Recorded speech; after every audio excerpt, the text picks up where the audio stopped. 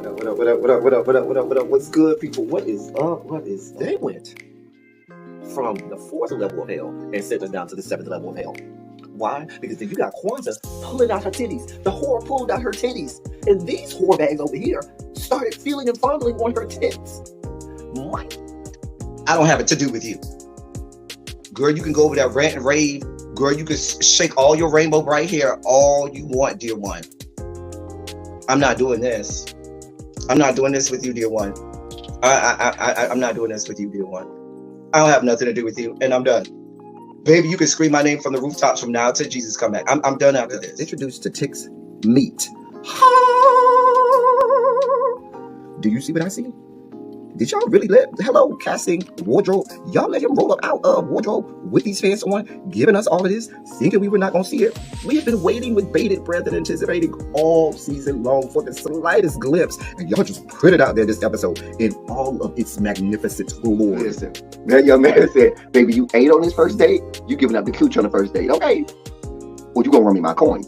Run me my cooch or run me my coins. Run me my cooch or run me my coins. Run me my cooch or run me my coins. That's how I do theme song. That is the new song. Listen, somebody need to put a beat to that. Run me my cooch or run me my coins. Run me my cooch or run me my coins.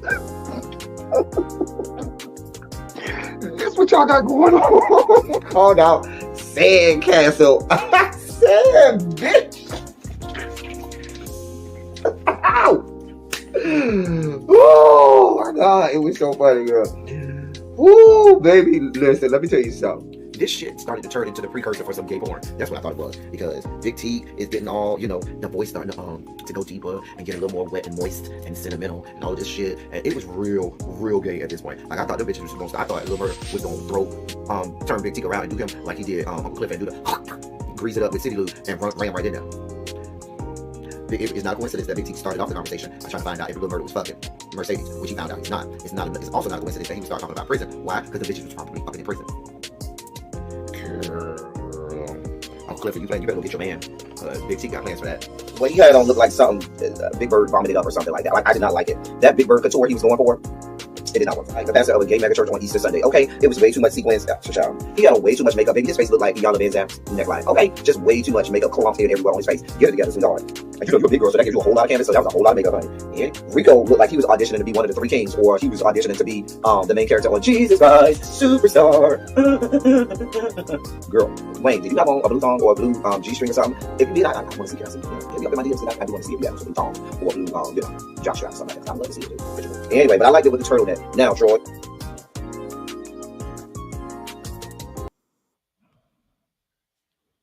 Well, hello.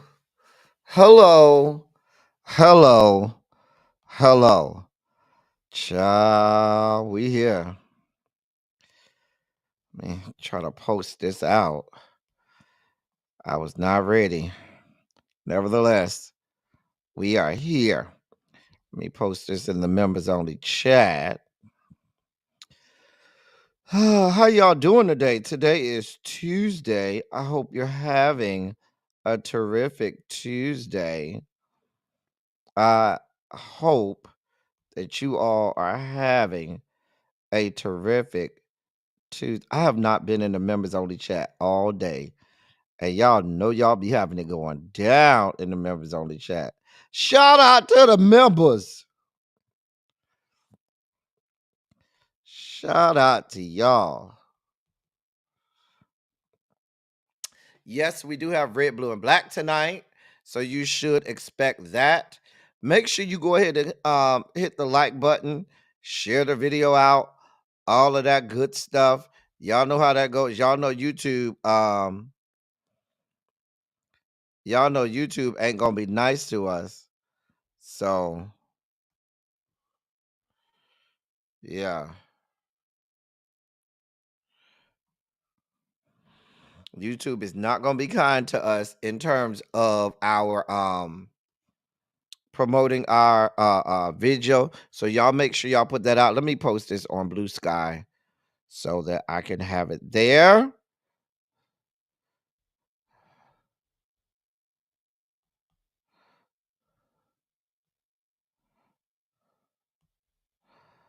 Post this on Blue Sky. And then we'll be ready to get started. All right. You know, it's a dangerous day for me, y'all, because the dossier is kind of light, but whenever the dossier is light, y'all know we go off on these tangents. Y'all know we end up never finishing everything because we feel like we have way too much time on our hands. And yeah, it all goes downhill from there. So let's pray that I get through everything, knowing that we have a light dossier today, okay? Knowing that we have a light dossier. We may spend a little extra time on our Black History moment today. Let me say hey to y'all.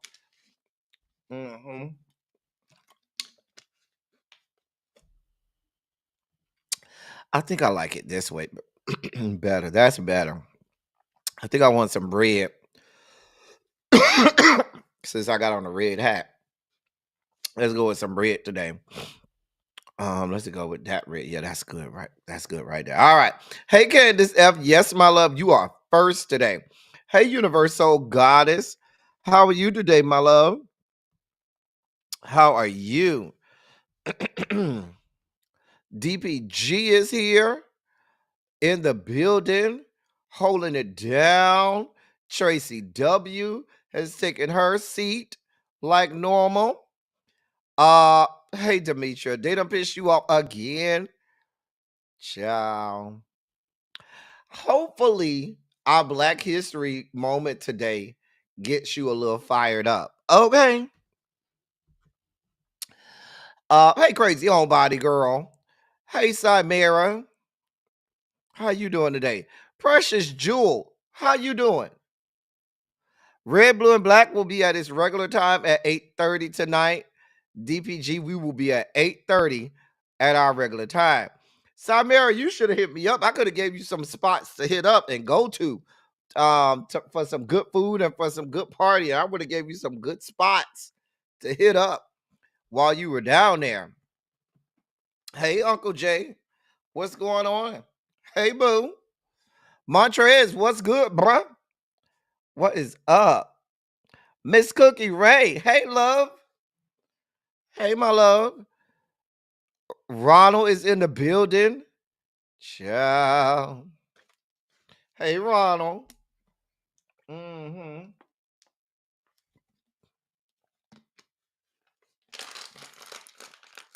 Hey, Ronald. You all right today, Ronald?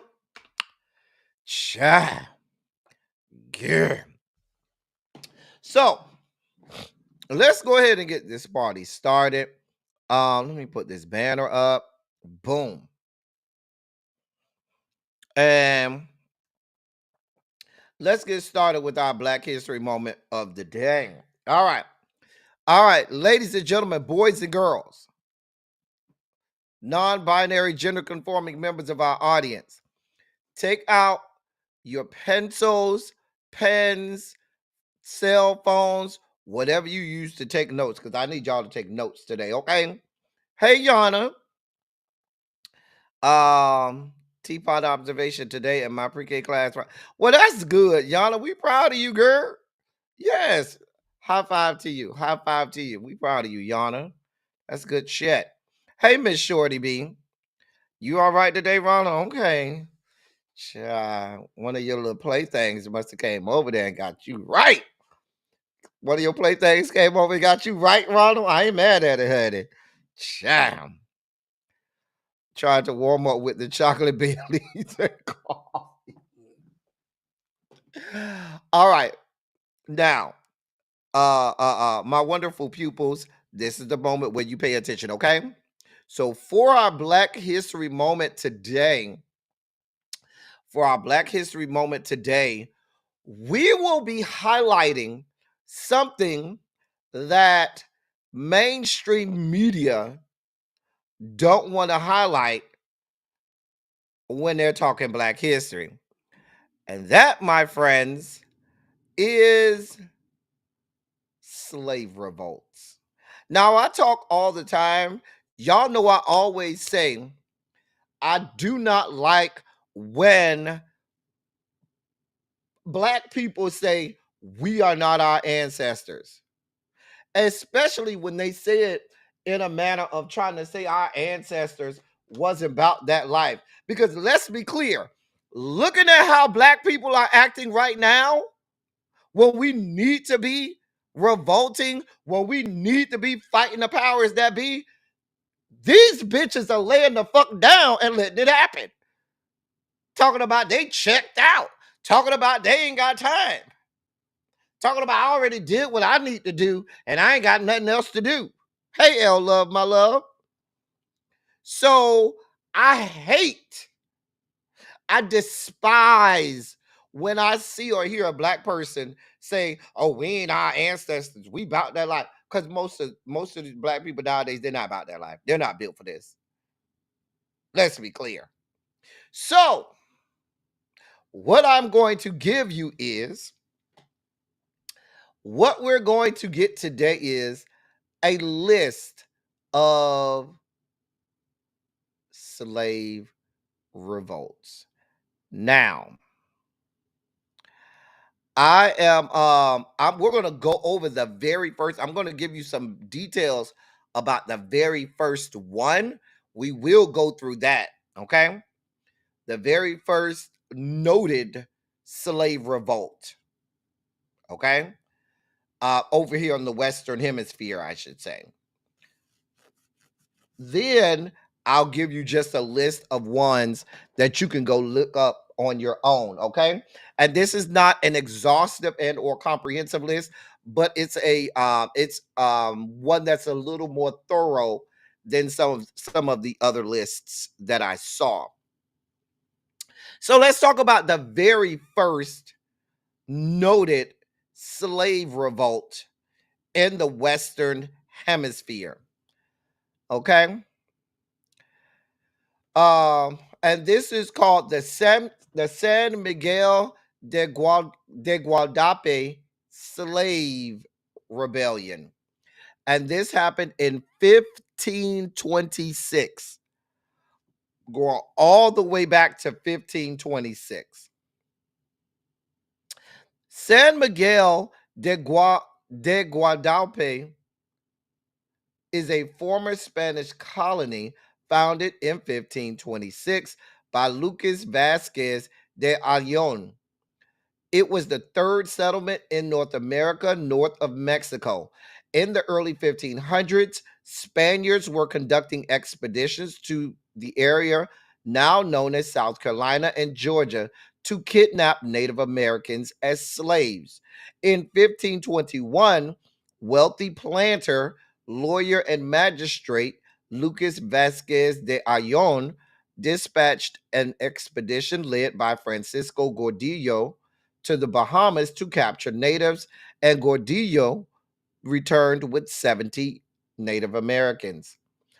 Ayllon took a recently baptized Native American with him to Spain to speak with the court chronicler about his homeland and people, as well as tales of valuable gems found in the region. After meeting the king, Ayllon received a royal patent, giving him permission from King Charles V and the Royal and Supreme Council of Indies to establish a settlement on the eastern seaboard in 1523. In April of 1525, Ayllon hired Pedro de Quejo, who set sail with 2 boats and 60 men to explore the new region. When Quejo returned successfully, Ayllon began to assemble a crew selected passengers for the impending new settlement. The fleet consisted of 6 ships, approximately 600 to 700 people, supplies, and livestock that included pigs, cows, sheep, and 100 horses. Among the passengers were approximately 100 enslaved Africans from previous expeditions and trade. Let me read that sentence again.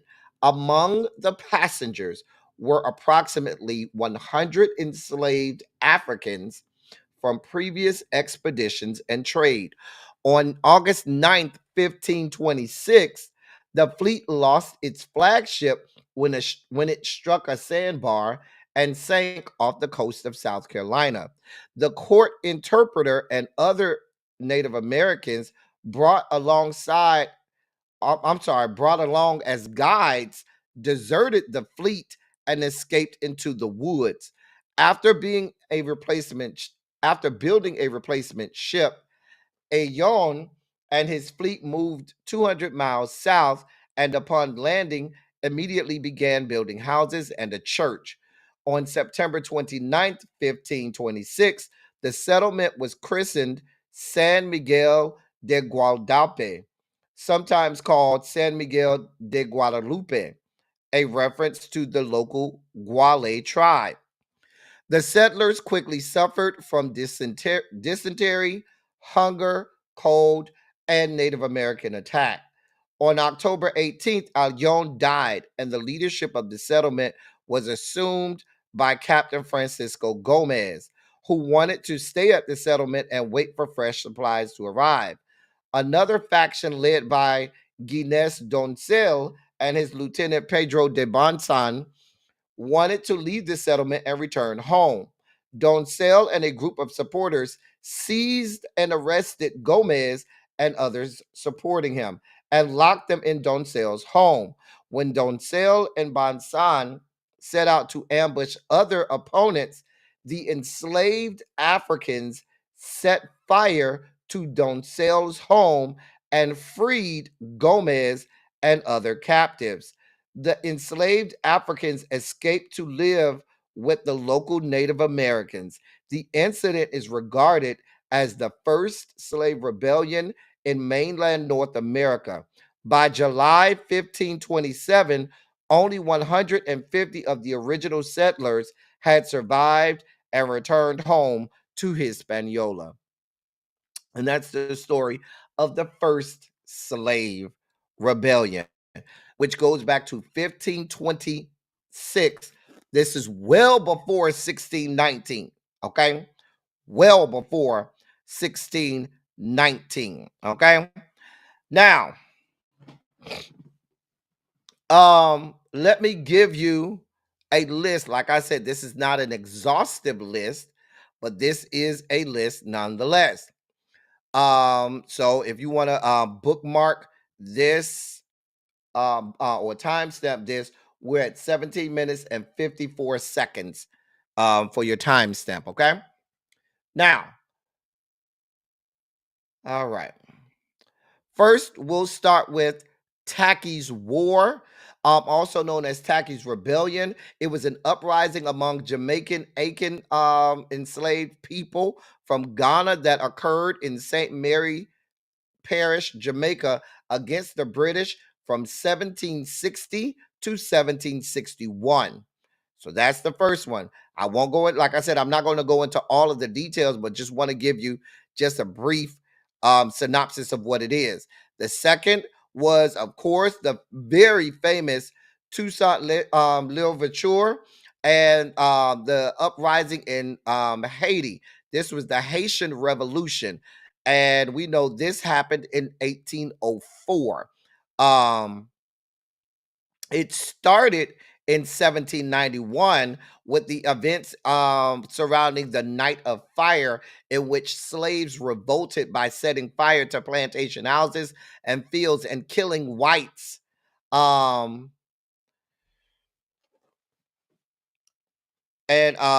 They convinced 48-year-old Toussaint Louverture that he should join the growing insurgency, although not before securing the safety of his wife and children in the Spanish-controlled eastern half of the island, which was Santo Domingo. So all of that started on August 22nd, 1791, with the Night of Fire, which ultimately led to the Haitian Revolution and Haiti having their independence on January 1st, 1804. All right. And that is that's the next one. After that, we have the another famous one, the Amistad Mutiny. of 1839, and this occurred on the Spanish schooner La Amistad on July 2nd, 1839. The incident began in February 1839 when Portuguese slave hunters illegally seized 53 Africans in Sierra Leone, a British colony, whom they intended to sell in the Spanish colony of Cuba. Several weeks into the slave raiding trip, the 53 Africans, along with 500 other captured Africans, were loaded onto the Tacora, a Portuguese slave ship. After a 2-month voyage, the Tacora landed in Havana, Cuba. There, Jose Ruiz purchased 49 adult slaves, and Pedro Montez brought 4 children. Ruiz and Montez wanted to bring the slaves to the sugar plantations in Puerto Principe, now Camagüey, Cuba, where they would resell them. The slave merchants boarded the 53 African captives on the Amistad, which departed from Havana, Cuba, on June 28, 1839. Because the captives on the ship experienced harsh treatments from their captors 4 days into the voyage, on July 2nd, 1839, one of them, Joseph Cinque, also known as Singbe Pie, freed himself. After freeing other captives and helping them find weapons, he led them to the upper deck where they killed the ship's cook, Celestino. They then killed the ship's captain, Ramon Ferrer. Although in the attack, 2 captives died as well, 2 Amistad crew members escaped from the ship by boat.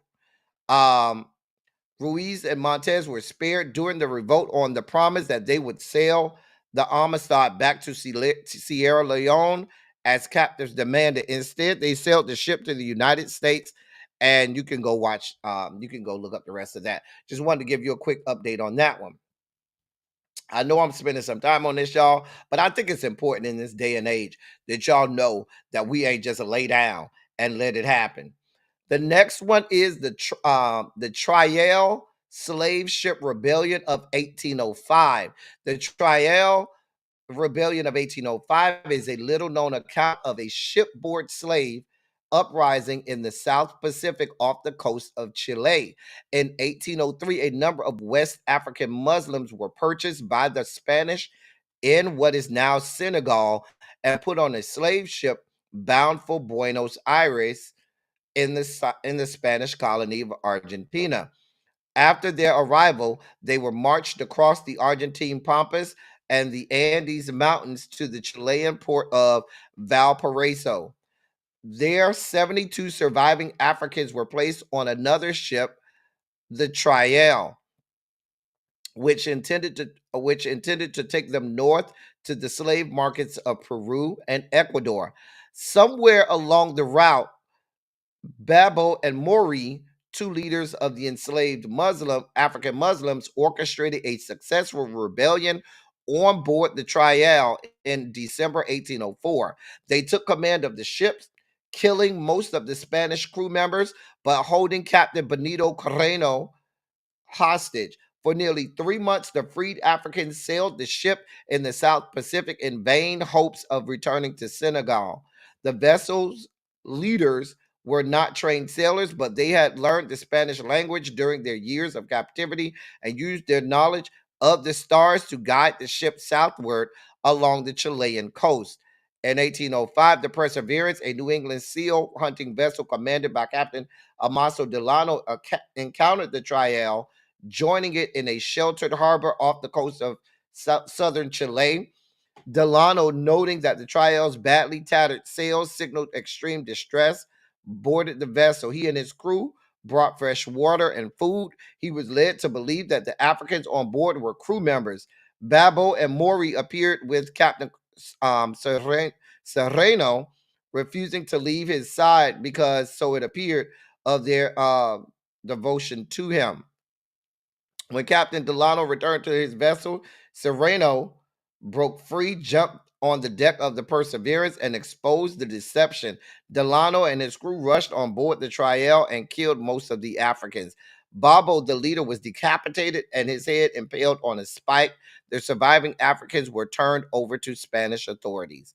So that was the Trial slave rebellion. Hey, Catherine Powell. Next, we have the Battle of Lake Okeechobee in my fair state of Florida. On Christmas Day, 1837, during the Second Seminole War, the Africans and Native Americans comprising Florida's Seminole Nation defeated a superior U.S. fighting force. In more than half a century of Florida invasions, this was the worst defeat the Seminole Nation inflicted on the American Army, which was the strongest military force on the continent at that time. This victory, though long omitted from history books, is a milestone moment in American history. Spain claimed Florida during the 17th and 18th century, but so loosely governed it that it attracted untold numbers of pirates, adventurers, and in particular runaway slaves from Georgia and Carolina plantations. Spanish colonial officials offered sanctuary to escapees from the British colonies. After the United States became an independent nation and plantation agriculture and slavery increased, more runaways sought out Florida and freedom. I want to put a pause there. Not enough is talked about how all slaves did not escape to the north via the Underground Railroad. There are a lot of slaves that escaped slavery to the south via Florida. Florida was much closer and much easier a trip to take for slaves in southern states like Georgia and South Carolina than it was going all the way north via the Underground Railroad. And not a lot is, you don't see a lot of documentaries or a lot of information about the slaves who escaped south. And thanks a lot to the Seminole Indians and a lot of the Seminole Native American tribe, Seminole tribe, I should say, and those tribe those that were darker skinned that lived in Florida or in a lot of the southern states. But so not a lot of information is given out about them. Hey, Jay Parrish. This is the Battle of Lake Okeechobee. This is 1837. Where was I? Oh, after 1776, Creek dissidents known as Seminoles, derived from the Spanish word for runaways, who broke away from the Creek Nation, also sought refuge in Florida. There, they were welcomed by um, Africans who taught them methods of rice cultivation learned in Senegambia and Sierra Leone. As the Africans welcomed and incorporated the Seminoles and their descendants who had fled to Florida, the two peoples forged an economic and military alliance. The U.S. slaveholders, in turn, confronted what was for them a nightmare. Florida now served as a beacon for that offered additional escapees shelter and military assistance in preserving their freedom. And it goes on and on about how freed enslaved Africans that had freed themselves along with the Seminole tribe fought off the American army for many decades. Many decades. Hey, Tracy. So that's the Battle of Okeechobee in 1837. You can go look that one up.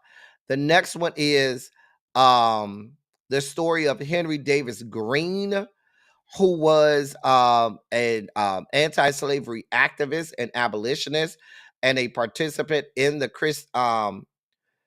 Christiana resistance, also known as the Christiana Riot of 1851, the largest and most violent antebellum response to the Fugitive Slave Act of 1850. Henry Green, a teamster by occupation, was born in Salisbury Township, Lancaster County, Pennsylvania in 1827. He was the son of Benjamin, a mulatto man, and Sarah Green, a white woman.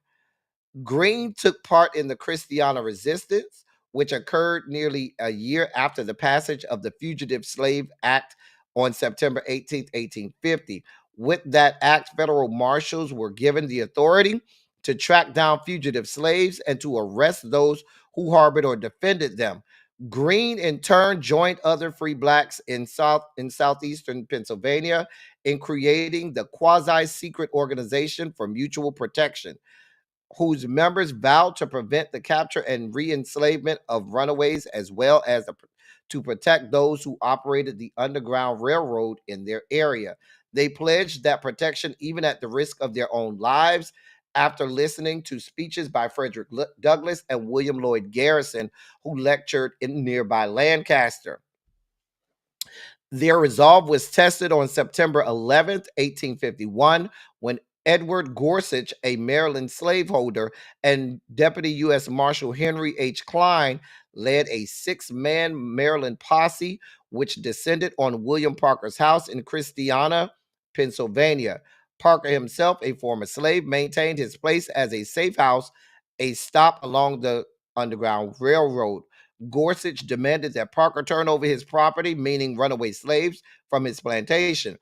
Parker told him that he had no property and commanded he leave his door. As the men argued, a shot rang out, hitting Gorsuch in the chest, killing him almost immediately. When the posse looked around, they found themselves surrounded by armed members of the Organization for Mutual Protection, as well as local white abolitionists. The posse quickly fled the scene. The following day, United States Marines, federal marshals, and vigilantes descended on Christiana, Pennsylvania, arresting 141 people, including 4 white men and 35 black men, who were charged with treason, the largest number ever accused of that crime at one time. Green was one of those charged. By that time, William Parker was well on his way to Canada along the Underground Railroad, and the story goes on from there. So that's another slave revolt. Just want to give y'all some information, because I don't want y'all to have the people tell y'all we wasn't about this life. The next one is Sherrard Lewis Leary. The story of Sherrard Lewis Leary. He was one of several black men who were killed during John Brown's raid on Harper's Ferry Arsenal in October 1859. Now, if you don't know the story of Harper's Ferry and John Brown, that's a whole situation in itself. Look it up. It's a phenomenal story. And actually, there's a show. Damn, I can't remember it. Anybody remember the name of the show? Hey, Antonia. Anybody remember the name of the show about John Brown? Shit. Hold on, I'm going to find it for y'all. The Good Lord Bird. That's the name of it.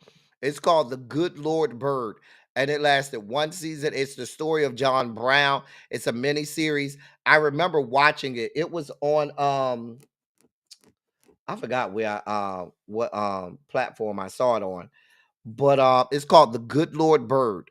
It's a great show. If you've never seen it, go watch it.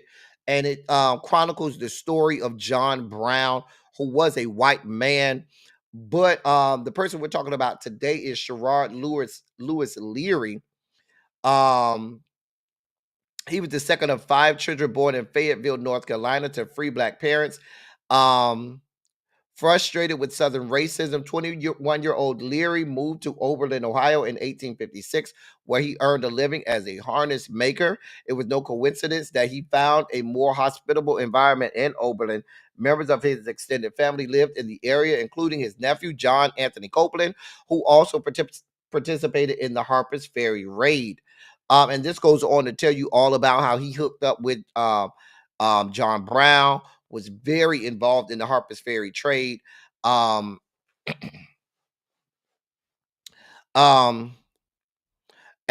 all of the things that happened to him, and that is Sherrard, Sherrard Lewis Ferry. I'm sorry, Lewis Leary, Leary. Next, we have John Anthony Copeland and his revolt. John Anthony Copeland was born free in Raleigh, North Carolina, because his father was a slave and his mother was free. He spent much of his early life in Ohio and attended Oberlin College. While residing in Oberlin, Ohio, he became an advocate for black rights and an abolitionist. In 1858, he participated in assisting John Price, a runaway slave seeking its freedom. This act became famous as the Oberlin Wellington Rescue, where abolitionists boldly aided slaves in violation of the federal fugitive slave law. Once released from jail, Copeland joined John Brown's group that planned the attack on Harper's Ferry. So he's another one that was involved in Harper's Ferry. Uh, who else do we have here? Hold on. We almost done, y'all. We almost done. We have the New York Slave Conspiracy, and that was in 1741. The New York Slave Conspiracy of 1741 is an extraordinarily complex story. Some historians have dismissed the idea that slaves actually conspired to overthrow chattel bondage and gain their freedom, while others have argued that the event in New York were part of a mixed rebellion of the Atlantic proletariat. What is clear about the incident is that it is an example of an abuse of power and a misuse of law and community values by white colonists. Between the months of March and April in the year 1741, 10 fires blazed in New York, culminating with 4 fires on a single day in early April. A grand jury concluded that the fires were the work of black arsonists who had ties to a larger conspiracy to burn the city and murder all the white people. More than 100 slaves were brought into the basement of the city halls on charges of burglary, arson, and insurrection. 13 slaves were burned at the stake, and 70 others were sold into backbreaking slavery of the Caribbean. 2 white men and 2 white women were also hanged. 7 other whites were permanently expelled from New York City. Critics of New England accused the New Yorkers of imagining the plot and did not hesitate to point out similarities between the events of April 1741 and Salem, Massachusetts witch trials of 1692. In fact, the nature of the confessions closely resembles the confessions of the Salem witch trials, and it goes on and on and on. Essentially, what it was is white people didn't want to believe that black people was about that life and burning the city down. There was another New York City slave revolt in 1712. I told you our people was about this life. Okay. Between 25 and 50 blacks congregated at midnight in New York City, New York on April 6, 1712. With guns, swords, and knives in hand, the slaves set fire to an outhouse that fired shots at several white slave owners who had raced to the scene to fight the fire. By the end of the night, 9 whites were killed and 6 whites were injured. The next day, the governor of New York ordered the New York and Westchester militias to drive the island, with the exception of 6 rebels who committed suicide before they were apprehended. All of the rebels were captured and punished with ferocity ranging from being burned alive to being broken at the wheel. But the swift punishment of the guilty was not enough to quell the concerns of slave owners and their political body. Within months, the New York Assembly passed an act of preventing and suppressing and punishing the conspiracy and insurrection of Negroes and other slaves. Masters were permitted to punish their slaves at the full discretion, not extending to life or member. Even the manumission of New York slaves was deterred by this bill. Masters were required to pay 200 pounds security to the government and 20-pound annuities to the freed slaves. Despite these stringent laws, New York would escape slave rebellion for only 29 years. And that was until the one we found out about in 1741. We have the Henry Berry Lowry revolt in 1853. I'm sorry, not 1853. This was 1870s, excuse me. I'll let you go look up that. His name is Henry Berry, Berry Lowry. Um, and he had a revolt of his own, which was where did this take place?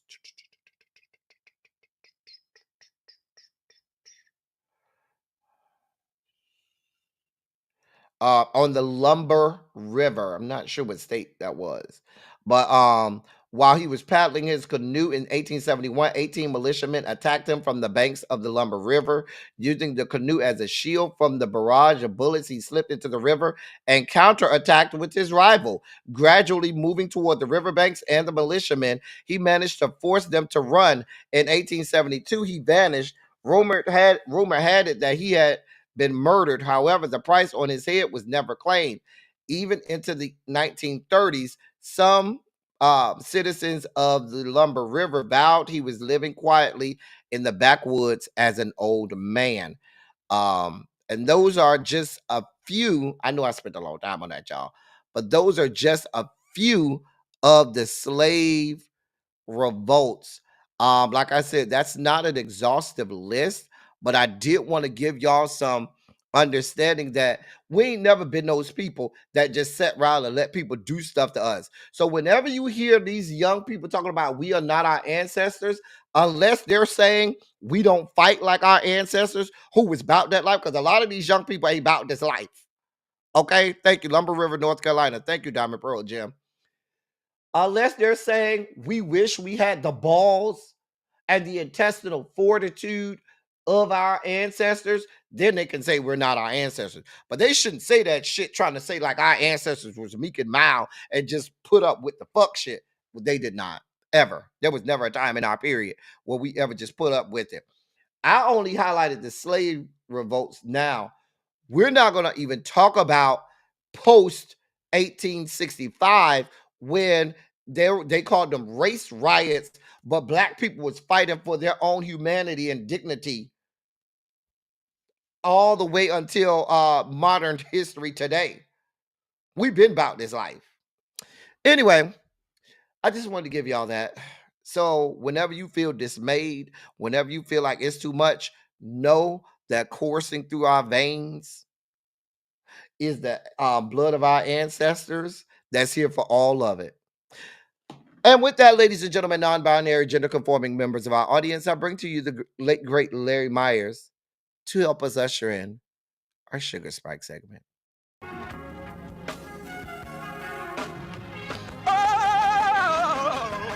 Oh God.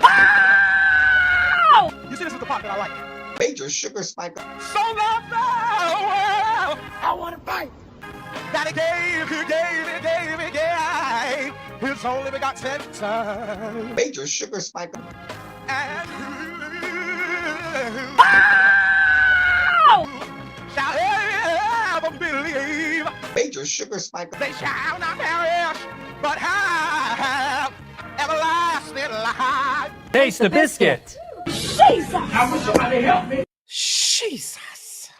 Here we are. Here we are. Here we are. Here the hell we are. We love our little girl right now. We love her. We got to give her a name. She gives me an Allison or something like that. We got to give her a name, y'all. We got to give her a name. But we love her. We love her. Ciao. Hey, Angela. All right. Let me take her down so we can get to this story. So, Jesus God, this is continuing to happen. Let me read this to you. The Trump administration has quietly fired multiple members of the privacy team. Now, what is the privacy team? I'll get that in a second. But they've fired multiple members of the privacy team and other officials from the office that oversees the hiring of federal workers, a move that limits outside access to government records related to the security clearances granted to Elon Musk and his associates, according to multiple sources familiar with the matter.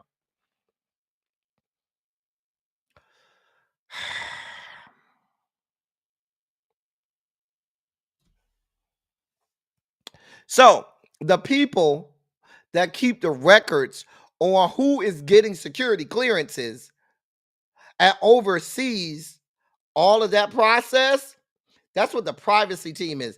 The privacy team is a group of individuals that work in the Office of Personnel Management for the government, and they oversee who's giving what security clearances, who has access to what.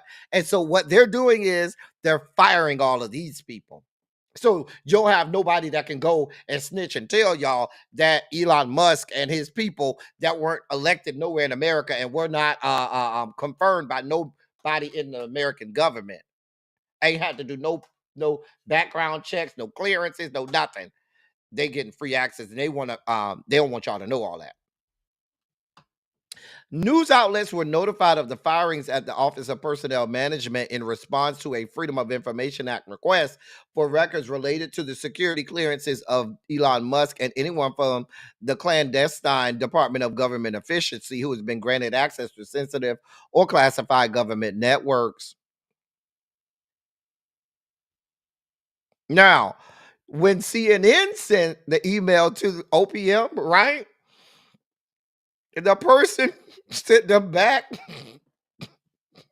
I don't want to laugh, but you got to laugh to keep from screaming, okay? So CNN sent an email to the Office of Personnel Management to find out, Freedom of Information Act. We need to know who has access to all of this sensitive and classified government networks, right? The person in the Office of Personnel Management sent the reply back, quote, "Good luck with that. They just fired the whole privacy team." End of quote.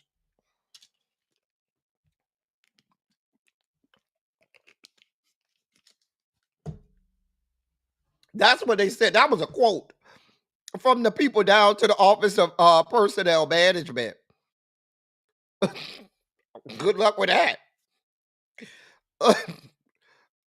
Good luck with that.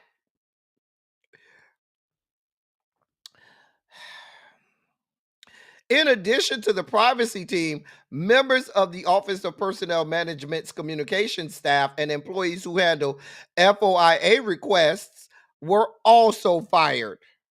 Two sources familiar with the matter told news outlets.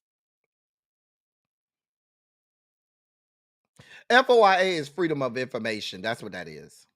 If you don't know, I should have just said that. Yeah. So the people down to the OPM that did that who handle Freedom of Information Act requests, yeah, all of them were fired too. Some of the firings are not set to take effect until April 15th, according to one of the sources. Asked about the firings, an OPM official told CNN that the agency did not lay off the entire privacy team, but declined to comment further.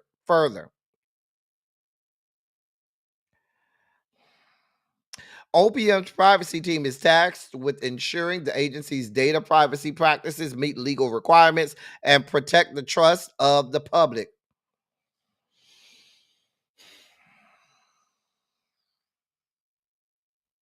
Y'all really, I'm trying not to melt all the way down, but my problem is, and I'm probably going to melt down tonight on Red, Blue, and Black. I probably am.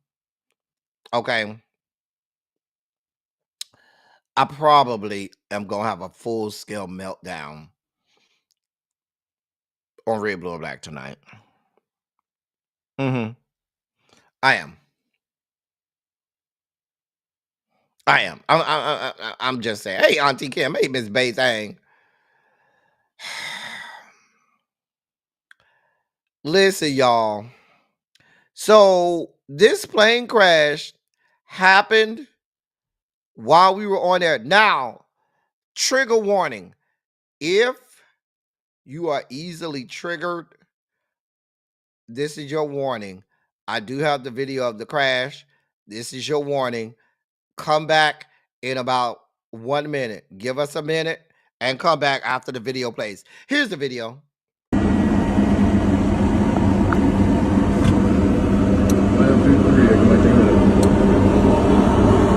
Oh fuck! Oh fuck! Oh no no no no no!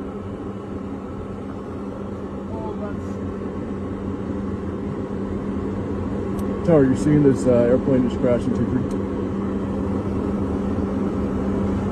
Oh my god! Oh my god! Let me tell y'all something. Y'all know how I'm always out of town every weekend, right? Y'all know that, right? I be out of town every weekend, right? I am always on the.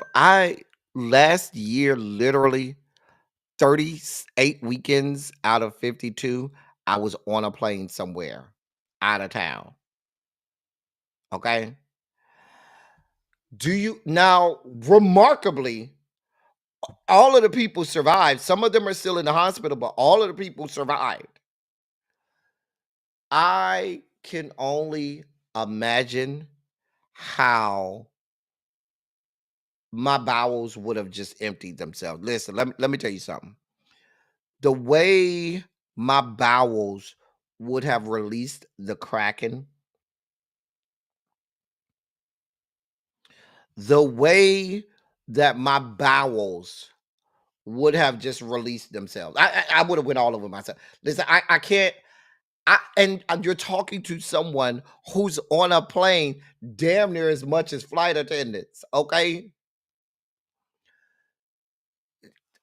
I can't.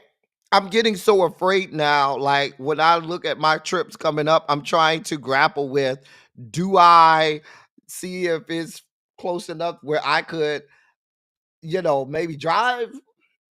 Because this shit been crazy for the last month or so. Y'all, I can't. I watched that. I said, "Oh God, I can't." I said, "Lord God, I can't. I can't imagine. I can't. I just can't imagine." Mm-mm, mm-mm.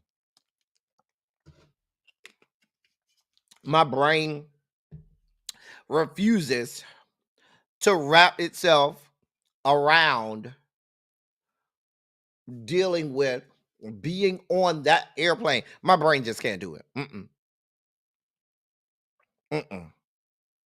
My brain is not gonna wrap itself around that. I just wanted y'all because some people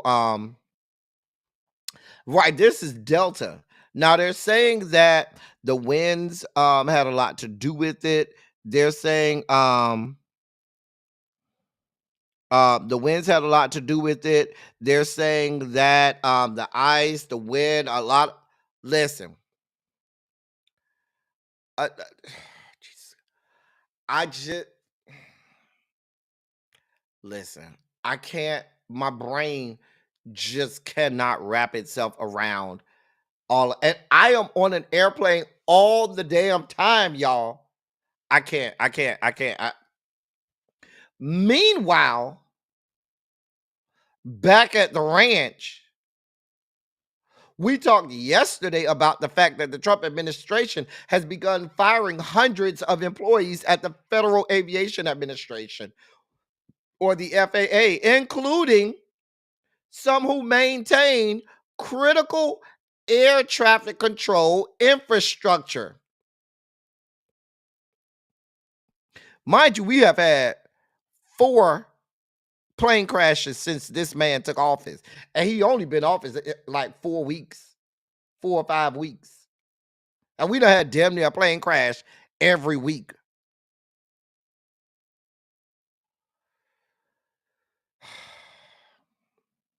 According to the professional aviation safety specialist known as PAS, that union, several hundred workers received termination notices on Friday. Many of the workers were probationary employees, those employed for less than a year and lacking job protections, which makes them low-hanging fruit for the Trump administration's streamlining efforts. And that's what they're doing. And all of these departments, when you hear of these firings, what they're doing is anybody that's probationary, meaning they have less than a year on that job, they're just summarily firing them because they're not vested in yet with the union, and there are no union protections for them yet. So they're just firing these people outright.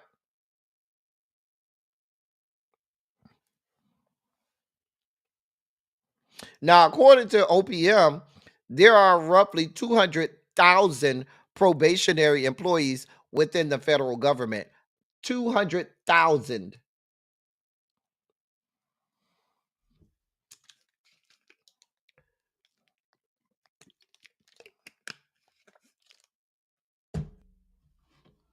Let me move on.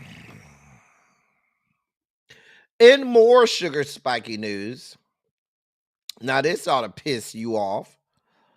That's Senator Mushmouth on the left. Arrgh!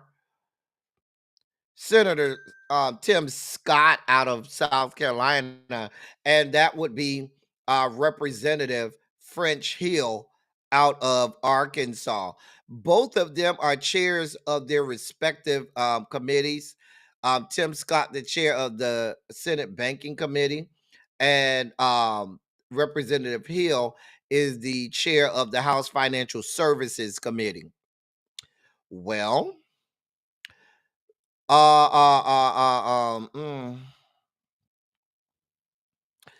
these two are pushing to overturn a $5 cap on bank overdraft fees that was set to take effect this coming October.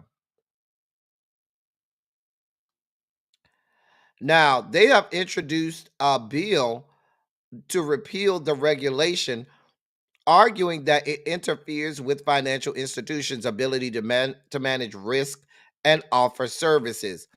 The Consumer Financial Protection Bureau, CFPB, that's being gutted as we speak, finalized the rule in December limiting overdraft fees to either $5 per transaction or an amount that reflects the actual cost to banks and credit unions.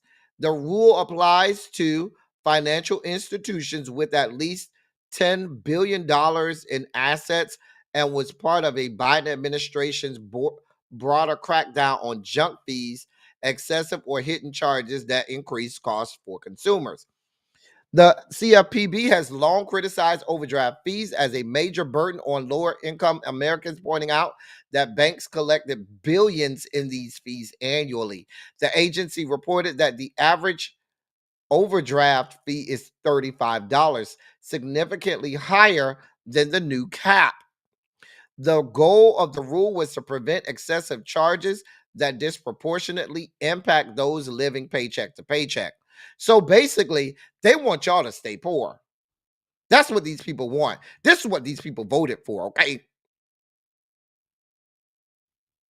Now, I'm here for all of this, okay? So what you're telling me is, instead of letting this law come to fruition, right? It's already been voted on, already been enacted. What y'all want is, instead of saying, let's help out the American consumer, banks have been making billions of dollars, billions upon billions of dollars for decades now with all of these overdraft fees.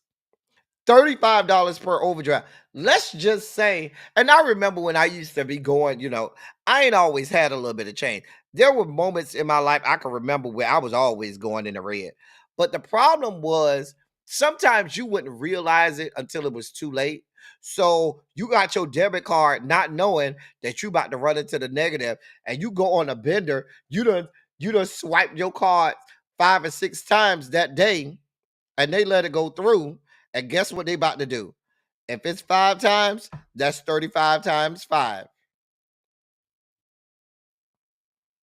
What that is? $325, somewhere around there? No, that's not three. However much money that is, I just gave out way too much money. But however much money that is, I can't add or multiply. But what I'm saying is, that's a whole bunch of fees. When it costs them pennies, it costs them pennies to process an overdraft, right? Pennies. They gonna get the money. They know they gonna get their monies. Child. I mean, I don't have those days no more, but I remember what that's like, okay?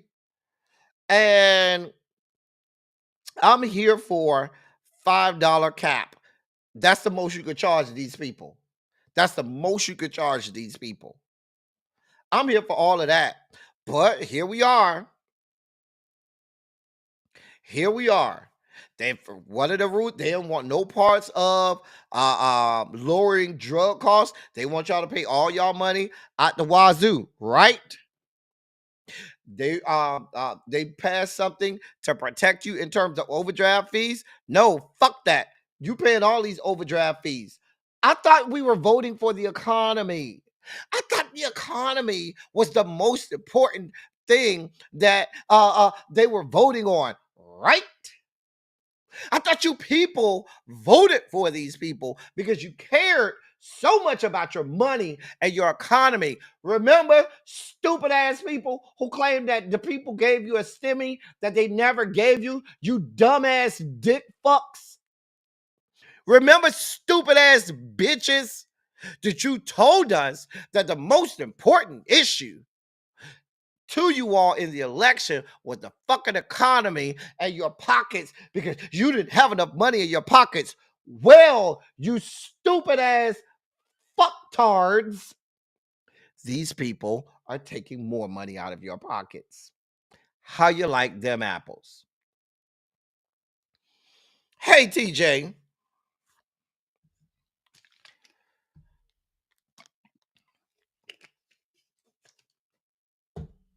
These people are ridiculous. Ridiculous.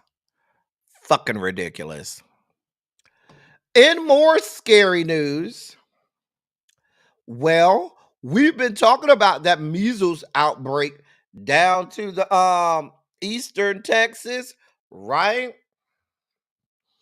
Well, here's the update. The measles outbreak, I'm sorry, it's in western Texas. Excuse me, not eastern, western Texas. The measles outbreak in West Texas has increased to 48 cases, and that's according to the Department of State Health Services down in Texas. The department said 13 people with the virus have now been hospitalized. A vast portion of the cases, 42 out of the 48, have been reported in Gaines County. That means that it's starting to spread outside of that county. So now it's not just contained to Gaines County. Now it's spreading outside of Gaines County. And this is happening in Texas. I believe, if I'm not mistaken, Texas is what? Number 2 or 3 in terms of size? What number is Texas in terms of largest states in the most populous states in the country? What number is Texas? I know California is 1. I know Texas is like 2 or 3. I believe it's number 3. And I think Florida is number 4. Let me look up the go. Let me look and see. Let me look. Largest states by population. So California is 1, Texas is 2, Florida is 3. I knew they was up there somewhere. New York is 4. Okay. So California is 1, Texas is 2, and Florida is 3. Now, if we're having outbreaks in the second largest state in these yet to be United States of America,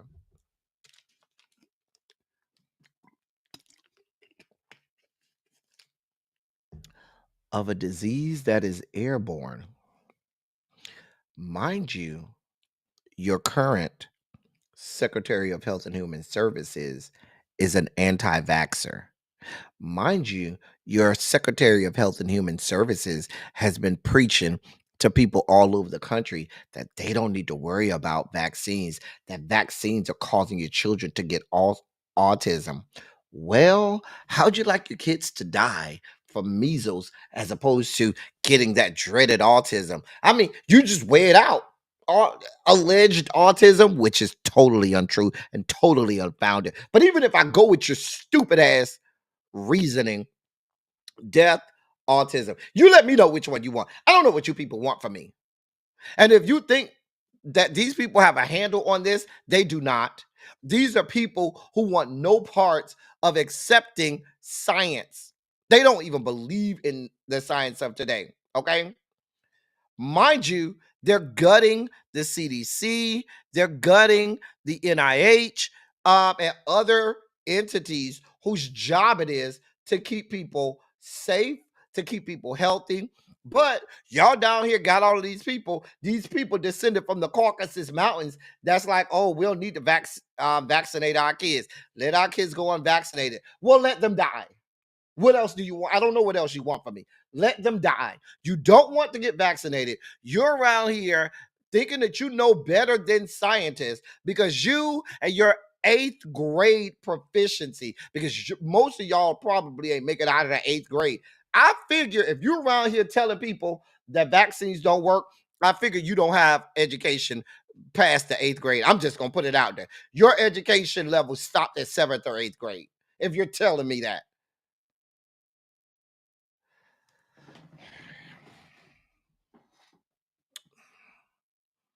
But go ahead. Don't worry about vaccines. Go ahead.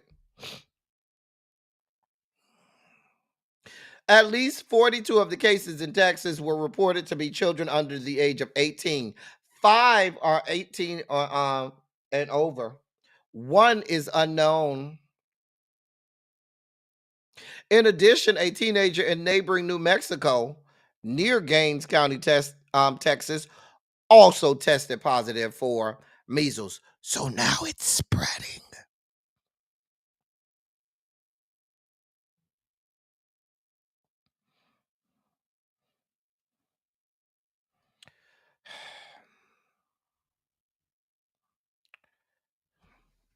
Other states reporting cases this year include Alaska, Georgia, New York, and Rhode Island. There you have it. I don't know what y'all want from me. I don't know what y'all. I just report what we see here. We're moving on. I don't know what y'all want from me. Y'all want that? Y'all like to hear it? Here it go. I do want to give some space for this story. I saw this story. This was a story that spoke to me, and I wanted to give some space to this story. So let me read this to you. A Public Service Commission vice chairman in Louisiana is facing a vote to strip him of his leadership role over his criticism of Republican Governor Jeff Landry's online post poking fun at a transgender government official. Devontae Lewis, who you see on the left, recently responded to Louisiana Governor Landry's public claim that anti-vaccine conspiracy theorist Robert F. Kennedy Jr. is a major upgrade in the Department of Health and Human Services from Dr. Rachel Levine, an admiral in the United States Public Health Service Commission Corps and pediatrician who is a trans woman. Kennedy, Robert F. Kennedy Jr., that is, who was recently confirmed as HHS secretary, did not actually replace Levine.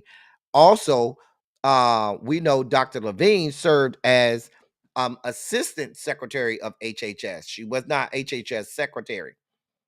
So Governor Landry was wrong in saying that Robert F. Kennedy Jr. was a major upgrade from Dr. Levine, because Dr. Levine was assistant secretary.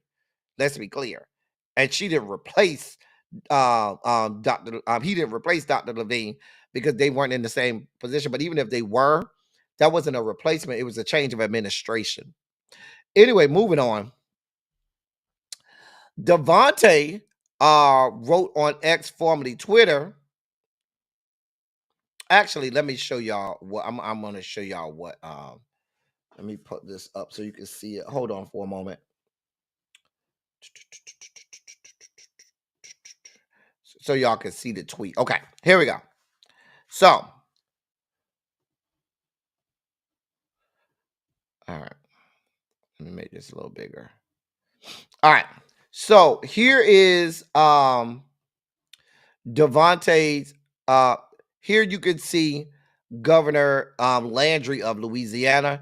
This is what he wrote. Major upgrade in HHS Secretary Department. Lots of work to be done and excited for Robert Robert Kennedy Jr. to get started. Let's make America healthy again. Robert F. Kennedy didn't replace Dr. Levine because Dr. Levine was not even HHS secretary. Dr. Levine was the assistant secretary, but that's a whole different story. You're just stupid. So Devontae wrote, this tweet shows that conservatism right now is only about cruelty and chaos. They will find a way to be cruel to someone just because they can. What a completely asshole you are. And that was at Governor Landry. I don't see where the lie is. I do not see where the lie is. I don't see where Devontae told any lies. So that's the tweet in question, right? So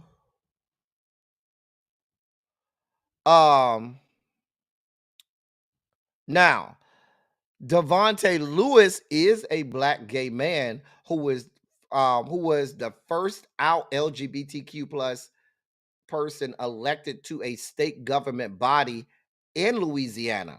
Now he spoke with the advocate, and he said that he felt inclined to defend Dr. Levine because it is the quote calling of my life to speak out for those who I feel are treated unnecessarily. End of quote.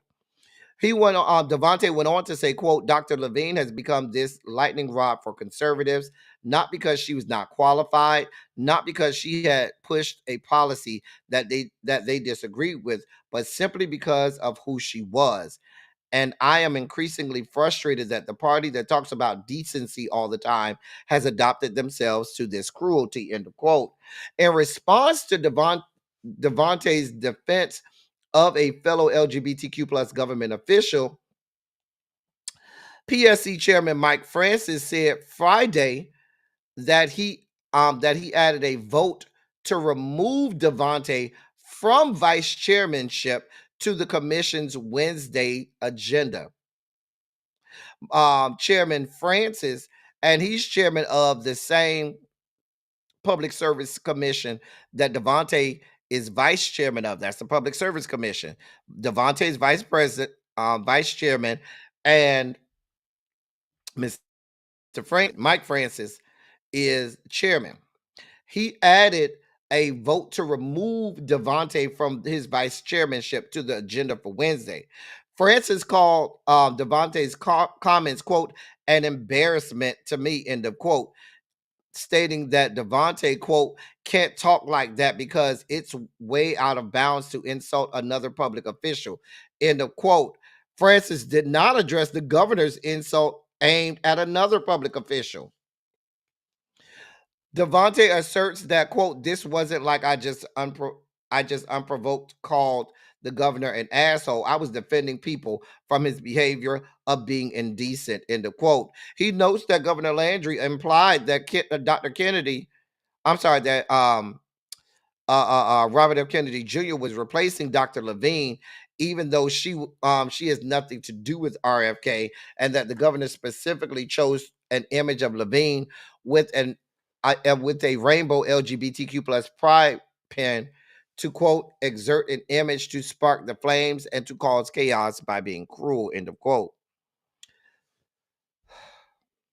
Now, Devontae, who was unanimously voted vice chairman just 1 month ago, expects the commission to vote to remove him from his vice chairman leadership role, as it is controlled 3-2 by Republicans. What he's uncertain about is what will happen next, since the commission is made up of only 5 members and must have a chairman and vice president. Quote, there's not a lot of options left if you take me off the table, end of quote. And that's what Devontae said.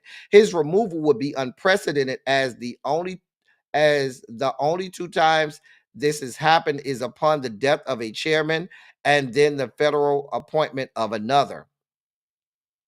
Regardless of the vote's outcome, he says that he will be contacting the ACLU of Louisiana, which has released a statement in support of him.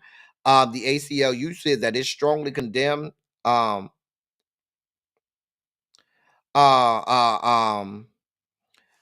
condemns these actions. We see what's happening to Devontae. We see exactly what's happening to him.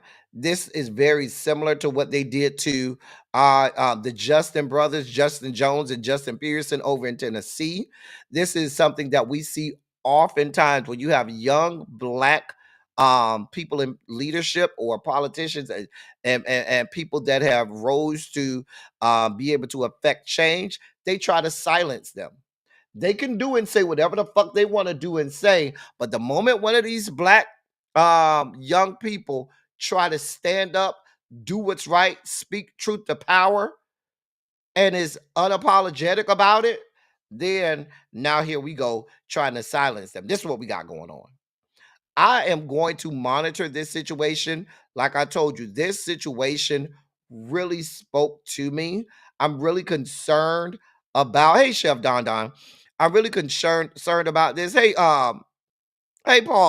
Hey, Cam. Say, Harold.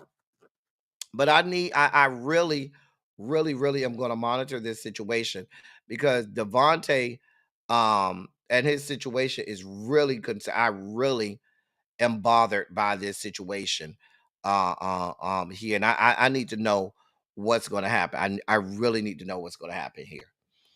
So I'll monitor this situation and I'll report back.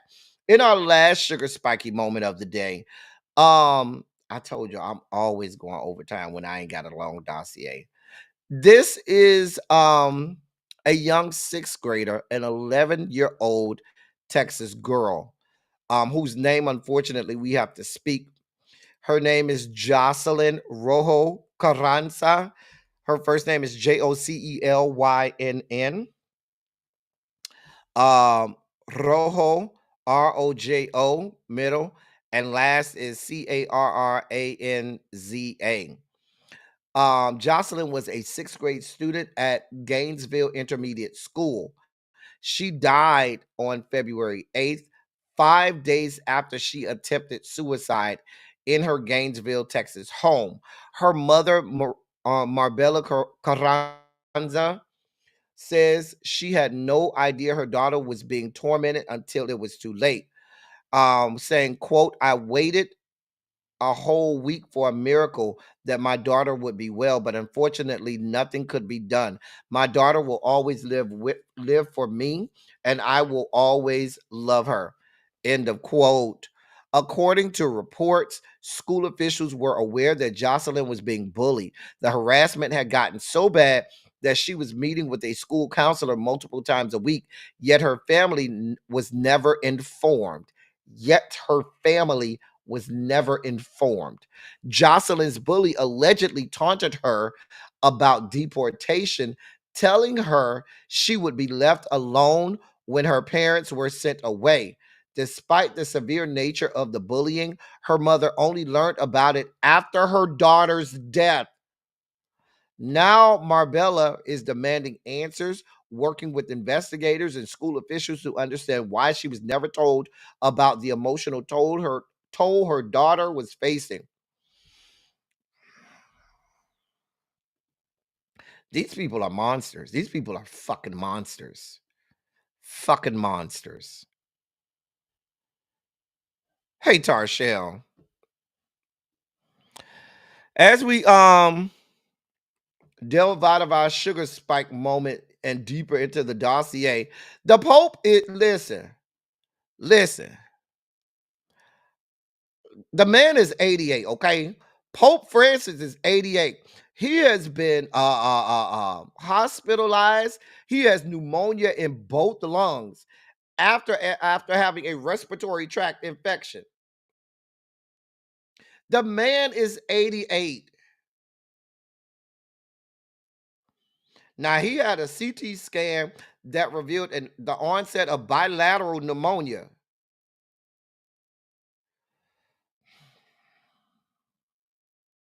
He remains in good spirits. I guess when going on to be with the Lord, you can remain in good spirits in your last days.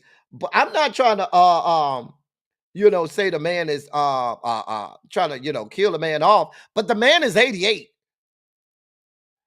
88-year-olds who get bilateral pneumonia, meaning pneumonia in both lungs, They usually check out of here. They usually check out of here. That's just like when somebody's over the age of about 85 and you hear about them having something like hip surgery. Hip surgery, baby, if they over 85 and they getting hip surgery, a lot of times they check out. They going on to glory because it's so hard that's a hard surgery to recover from. It takes a big toll on your body. And this man has bilateral pneumonia in both lungs. Child, the man is 88.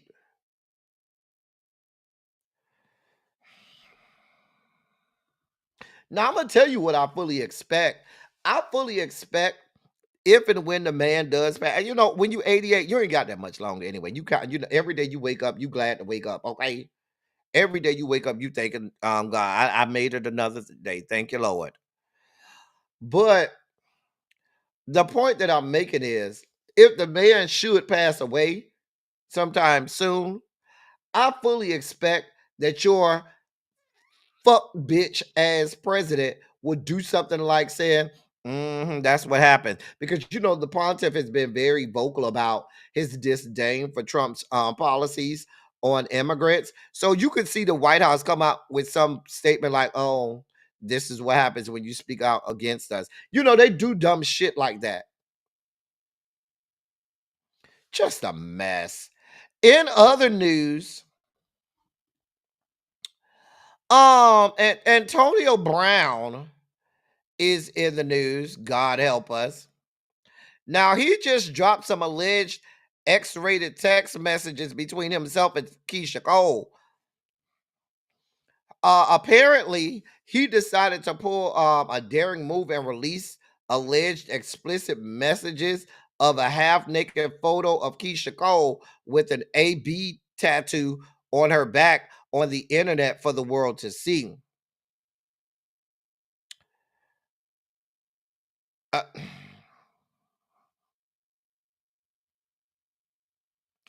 I have the pictures. I'll put it in the members only chat. It's not all that bad. It's not as X-rated as they made it out to be in this interview.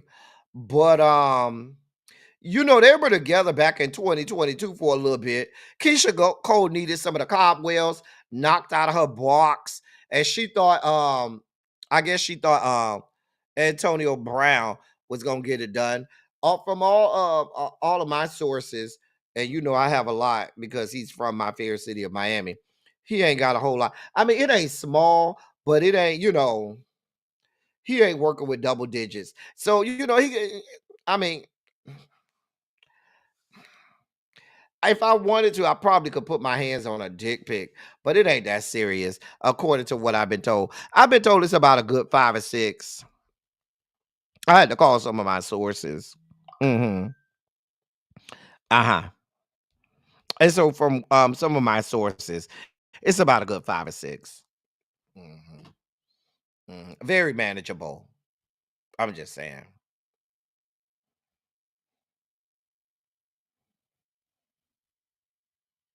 I'm just saying. Anyway,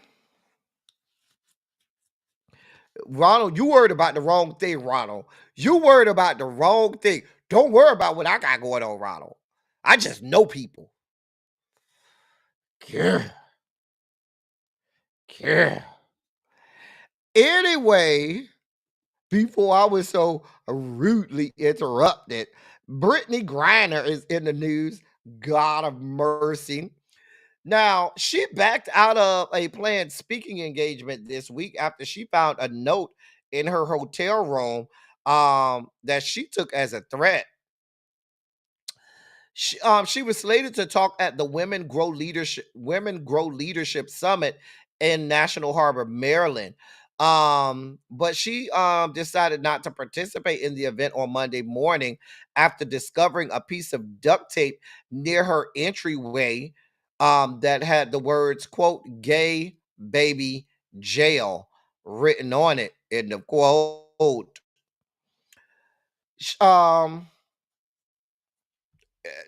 Now we know she's a lesbian, and she was, in prison down to the Russia because of marijuana possession. They're saying that it really shook her to her core, and she was mortified by the note. And she immediately canceled her scheduled appearance and returned home. She was concerned for her safety, and I could imagine this might be, PTSD, having to be in a Russian jail for months. That woman was in a Russian jail for months, and you can probably only imagine the atrocities that she may have had to endure in a Russian jail. Now, Prince George's County Police Department said in a statement that its officers did investigate the scene at the Gaylord National Resort and Convention Center and determined the matter appears to be nothing more than an unfortunate coincidence. Really. According to PG County Police Department, quote, detectives have learned the phrase gay baby jail is commonly used as a video game reference. At the time the tape was located, a large convention was taking place at the Gaylord, which attracts thousands of people, many with an interest in anime as well as video game enthusiasts. At this time, detectives have uncovered no link to or threat against the guests who located the tape. End of quote. I don't know. Now they went on to say, quote, detectives are working to determine who placed the piece of tape when it was done and the intention behind it. End of quote. You don't know what that was for. Y'all just making assumptions at this point. Um, the lady said she was mortified, and I don't blame her. Now, whose side are y'all on? Are y'all on the side of the detective that said, "Oh, that's just something they do in the gaming community"? You took that wrong. The woman has post-traumatic stress because she was in a fucking Russian jail. I don't blame her. I would have got the hell out of Dodge too. I mean, and if that's the case, who the fuck is cleaning these rooms? This is the fucking Gaylord. Now, if you've never stayed at the Gaylord hotel, the Gaylord hotel is not a cheap hotel. It's a very expensive hotel. I've stayed there before. Okay? How the fuck, if you clean the room, does that duct tape with this shit written on it remain in this room when this woman went in there?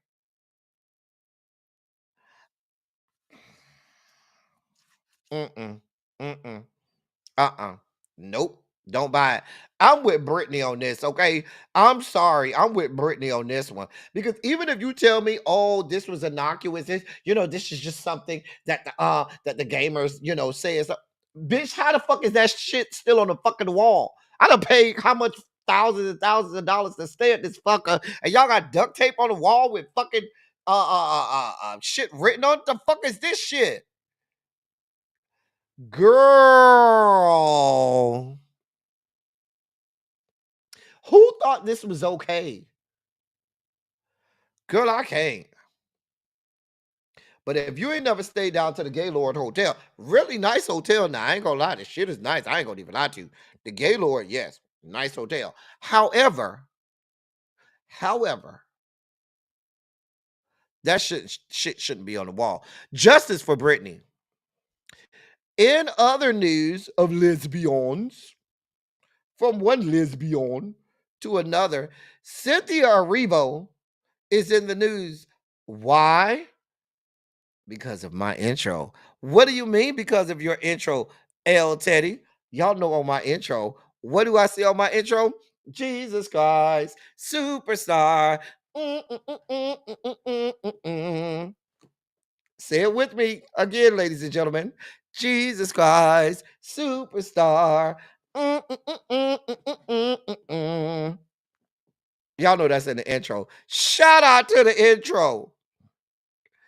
Anyway, so Cynthia Erivo is set to take on a new role this summer, starring as Jesus in a special Hollywood Bowl production of Jesus Christ Superstar. She's going to lead the Andrew Lloyd Webber and Tim Rice rock opera with performances running from August 1st through August 3rd. The show will be directed and choreographed by Sergio Trujillo, with Stephen Oramus serving as musical director and conductor. Cynthia is y'all know she's a Broadway and West End celebrity and star. She is no novice when it comes to musical theater. She has been in so many musicals. Child, you know, she won a Tony for her role in The Color Purple as Celie. And you know, of course, she was in Wicked recently.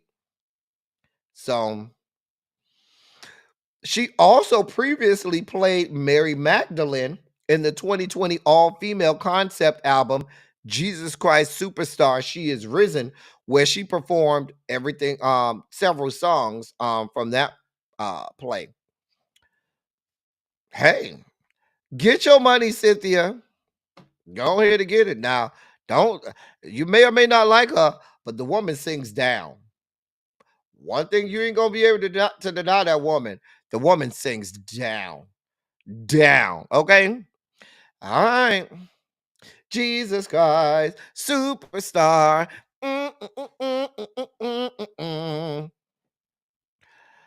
Fine ass Papoose is in the news. This will be our last story of the day. So Papoose and his new boo thing, Clarissa Shields, well, they went over to Hawaii for Valentine's to celebrate Valentine's Day over the weekend.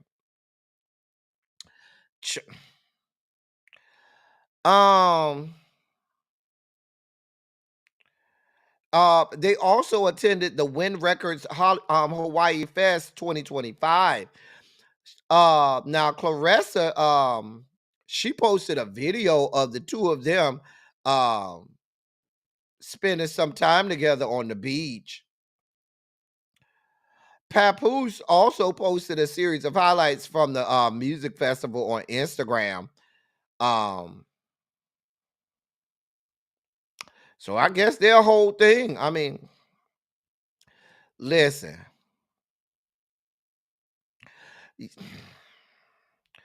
Who I need to, can somebody find me her address? Because I need to go fuck this woman up for having my man on her YouTube and Twitter and shit.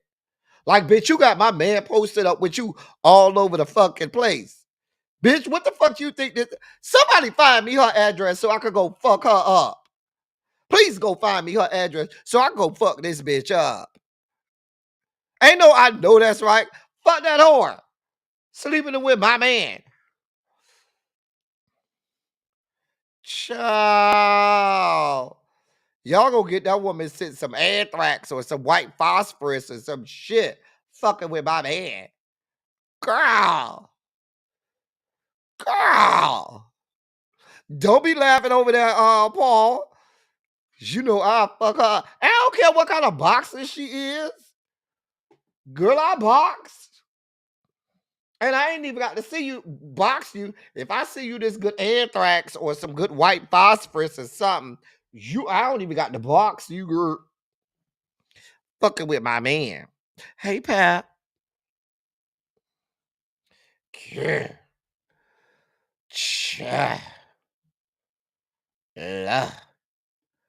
Fucking with my man.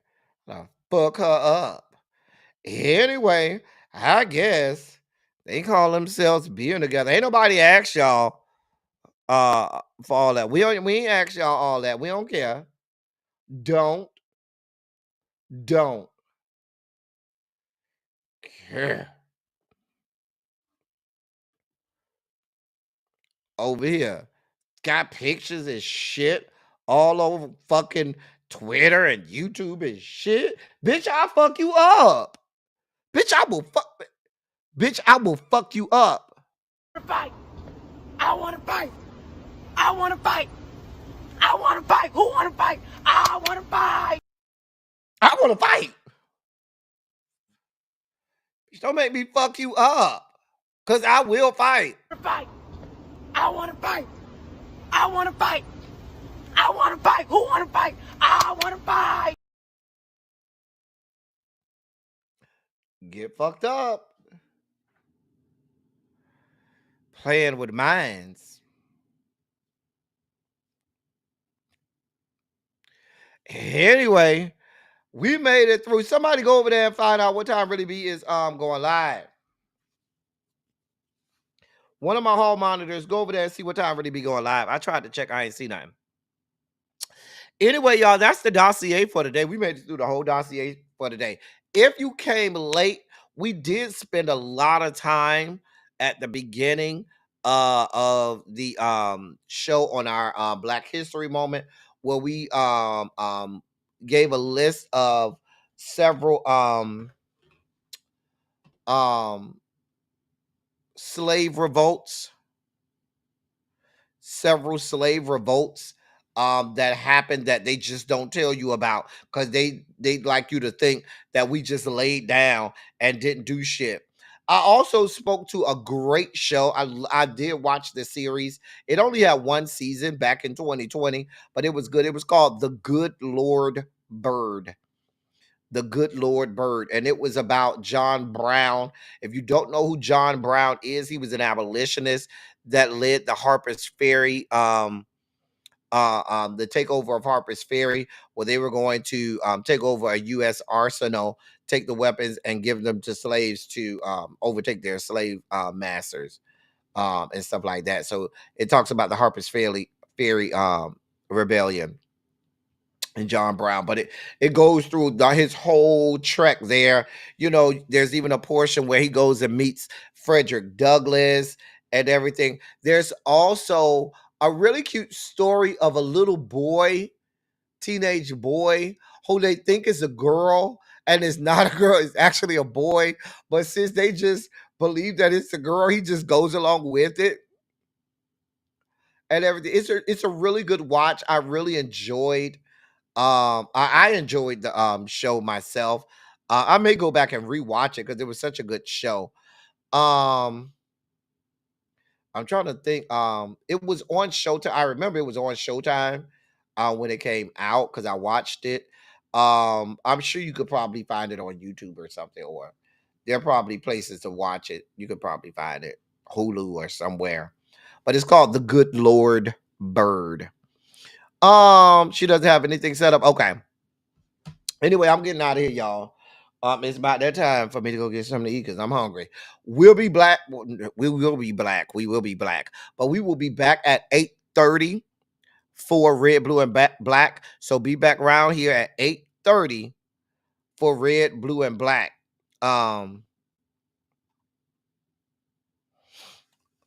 Red, Blue, and Black. Go come back around here with me and Cams for Red, Blue, and Black. That's all I got for y'all. As I always say, I love y'all. I love all y'all. Thank you all for being vocal, present, and active. Thank you for doing what you do. Thank you for any and all contributions that you make to the channel. They are much obliged and much appreciated. I'm about to get out of here. I will see y'all back here in an hour and 45 minutes. Until then, thank y'all for coming. Y'all drive safely. We out. Love y'all.